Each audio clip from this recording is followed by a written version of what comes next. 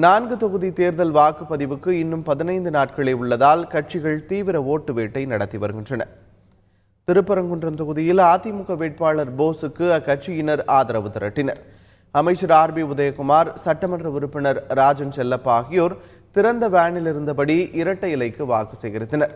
அப்போது பேசிய அமைச்சர் ஆர்பி உதயகுமார், திமுக வேட்பாளர் வரும் 19ஆம் தேதி வரையாவது அந்த கட்சியில் இருப்பாரா என்று கேள்வி எழுப்பினார்.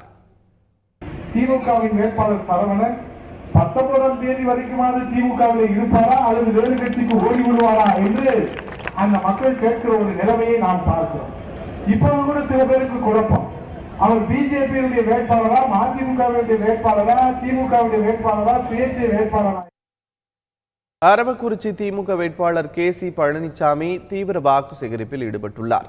அவருக்கு ஆதரவாக திமுக சட்டமன்ற உறுப்பினர்களும் நிர்வாகிகளும் சின்னதாராபுரம், ரங்கபாளையம், பெரிய திருமங்கலம் ஆகிய பகுதிகளில் பிரச்சாரம் செய்தனர்.